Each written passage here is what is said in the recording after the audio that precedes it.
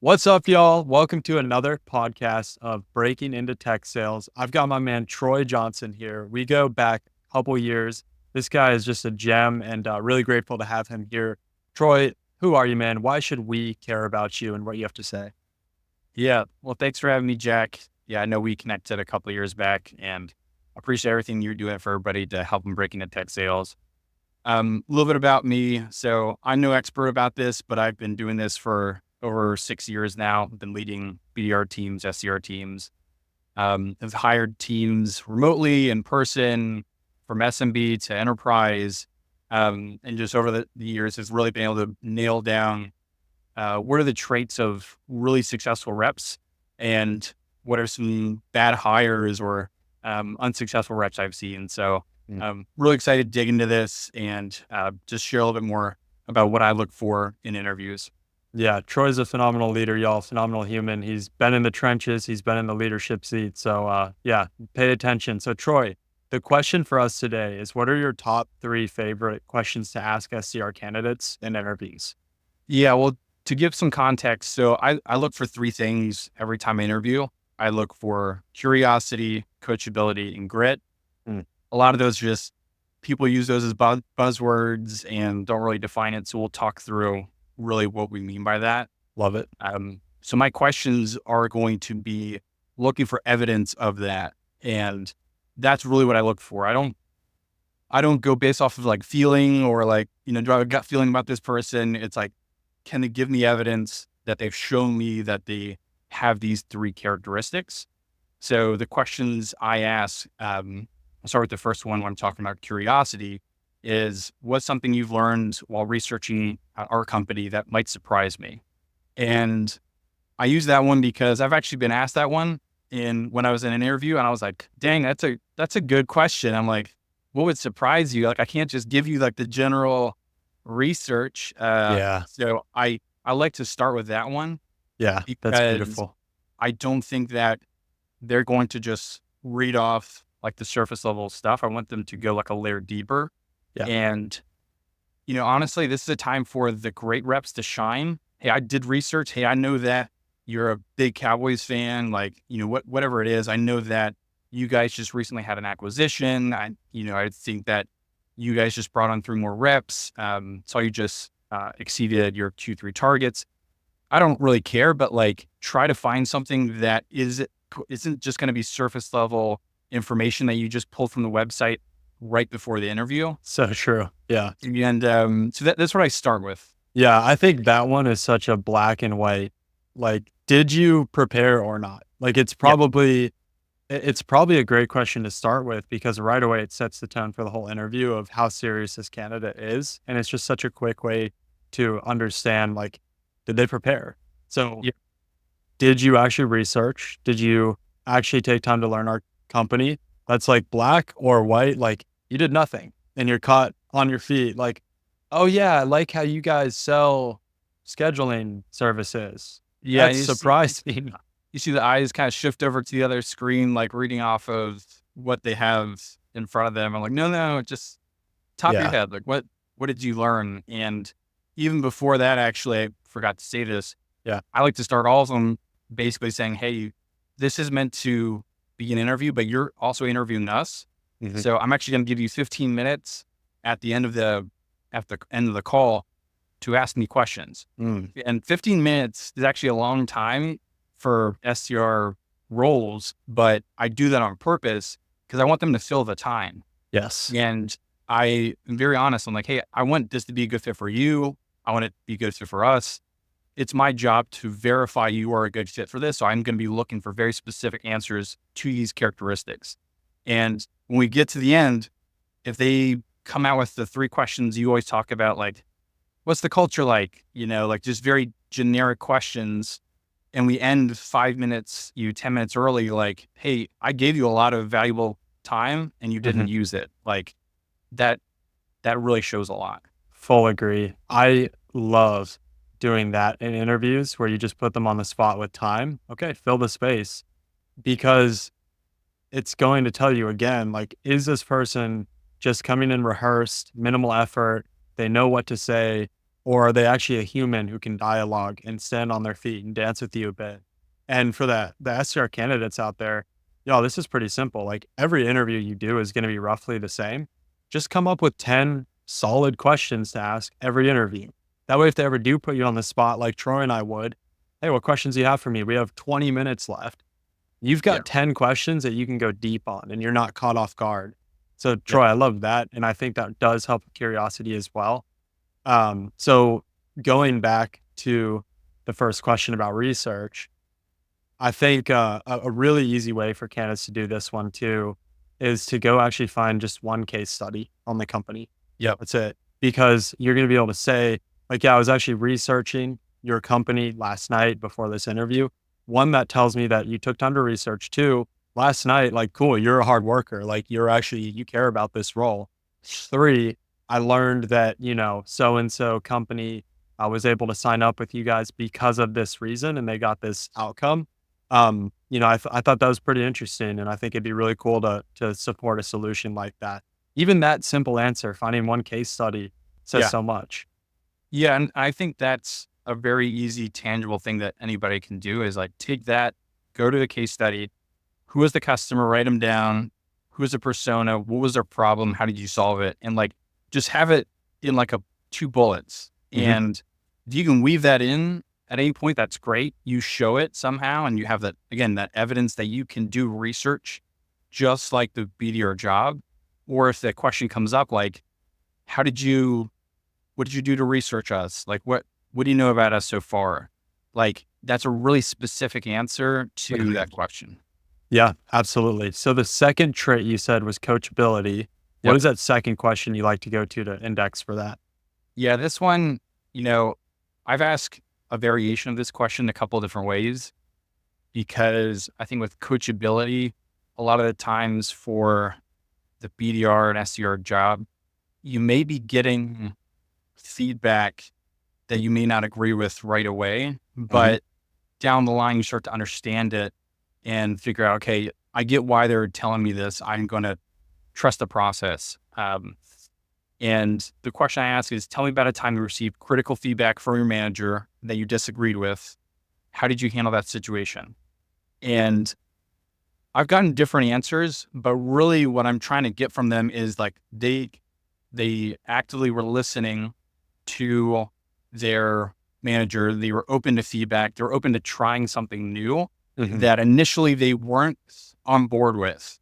And I don't know about you, but I've run into this a lot where someone's told me to do something. I'm like, look, I've done it a certain way. I know how to do it. Yeah. Right. They ended up being right. And I'm like, dang, that was just my ego getting in my way. So if I would have been open to feedback, I could have learned this a lot earlier. We could have accomplished this outcome a lot earlier. Yeah. So I'm looking for a very specific answer. And what I'll get a lot of the times is they'll try to tell you what you want to hear in this, but they really won't get specific. And sometimes I'll have to ask the question actually a couple times to say like, I want you to really kind of take a second, reflect, like be honest. What did you disagree about that? And what was the outcome of that as well? Like what changed? What did you do differently after that? So good.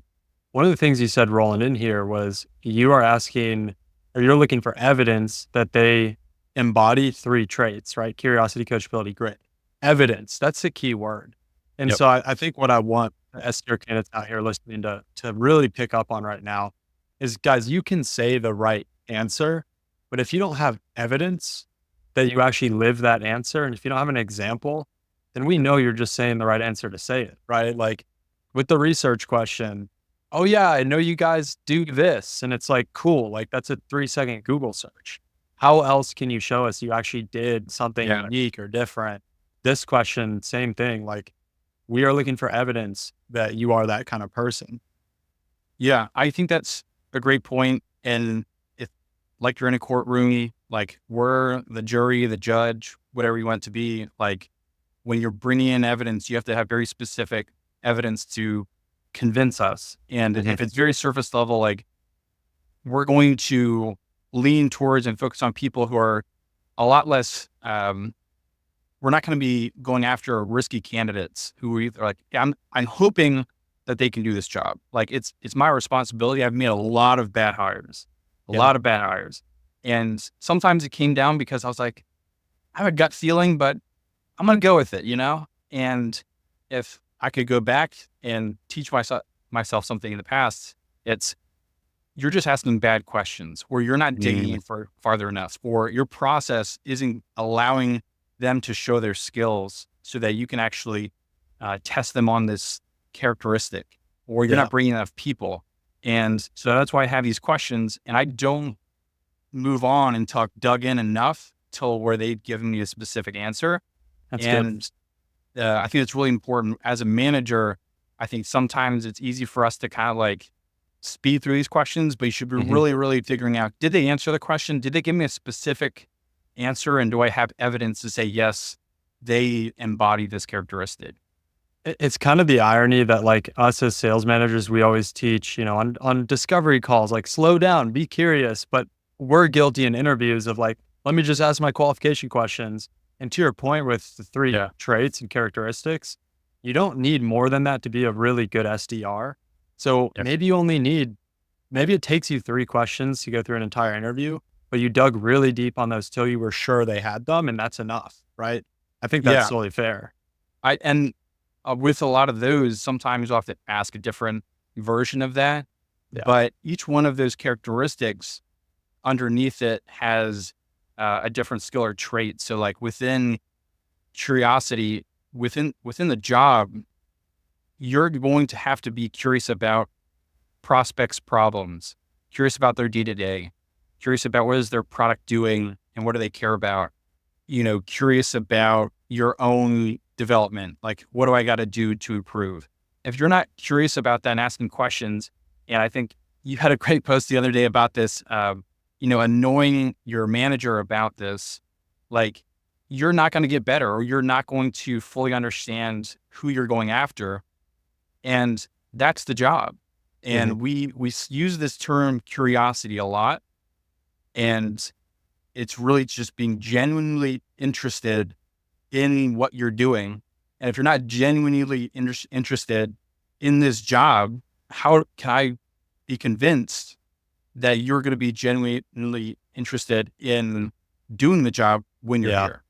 Absolutely. Absolutely. You have to ask questions, y'all. And just to give y'all a simple frame, I would use the acronym T here, where whenever you're asked a question by an SDR leader, you should respond with your theory, your example or evidence, and then application. So what this might sound like to the question Troy just asked is it would be, hey, my theory around, my perspective, my theory, like how I approach coaching and feedback is I'm super hungry to learn, super hungry to grow. I've grown up all around sports, all around academic environments where I've been given feedback. And so evidence of that is here's an example, here's a story, here's the exact situation. How I plan to apply that in the SDR role is that I'm going to be wide open to your feedback. Even if I disagree, I'll tell you like, hey, I grew up with this background. And so I think my perspective is coming from that place, but hey, I'll try your way and I hope it works. Let's go. Right. So I think that simple framework of respond with your theory, your perspective on what they just asked you on a macro level, give evidence, and then how are you going to apply that in the actual SDR role as an SDR? Yeah. No, that's good. Yeah. And I think that's good to have a framework for all this. When you're going into these types of conversations, it's just like when you're going to be on the call with a prospect, you need an objection handling framework to be able to handle these, just like when you have questions coming from a manager. 1,000%. So grit is the last quality you're indexing for. What question do you ask to get that out of a candidate? Yeah, this one, I've tried a couple different variations of questions, and to kind of define grit, like I'm looking for someone who's going to persevere even when they're in the face of obstacles. And so with this question, I'm actually trying to put an obstacle in front of them that they weren't prepared for. You could also test for composure with this question as well. And again, this question was asked me. I was like, dang, that's a good question. I need to steal this. And I'll see candidates do really well and step up to the plate and kill this, or they'll fold and they'll think that the interview is terrible right at the end. So my question is, why should I not hire you? And really what I'm looking for is that's a pattern interrupt. It's an objection, kind of like handling moment for this SDR. And a lot of the times they're kind of taken back and they're like pausing and they're like, are you allowed to ask that, almost in their head? They're kind of like, what do I do with that question? Yeah. And I'm like, take your time. I'm just curious, like, why should I not hire you? And the way you want to think about this is kind of like, why should I hire you? But you need to be able to handle it like an objection, right? So good examples of this, I've had somebody basically tell me that they're going to annoy me. So like your post the other day, he was like, look, if you want somebody who's just going to come in here, clock in, clock out, just kind of like, hit the bare minimum, like not try to change things here, not try to push his colleagues, you probably want to go hire somebody else. But if you want somebody who's going to be annoying you every single day, trying to improve the processes, looking to like challenge the status quo here and make sure we all get better, that's what I want to do. I'll work with a team who can do that. So that's why you should not hire me if that's what you're looking for. That's a phenomenal answer. I was like, great. I was like, you passed. But I'll have people who get this, and it's not an easy answer, but there's not a right or wrong answer. It's just really how you handle a tough question. I think that answer that candidate gave is probably the best answer you could give. Have you gotten any other good ones? I'm sitting here like, crap, if this was an interview, I'm screwed because I don't know what I would say either. Yeah, that one was probably the best. At the top of my head, I think variations similar to that, but I think the bad ones have really been like, honestly, like not realizing this is an opportunity to sell yourself and saying like negative things about themselves. And this is not an opportunity to like trash your weaknesses.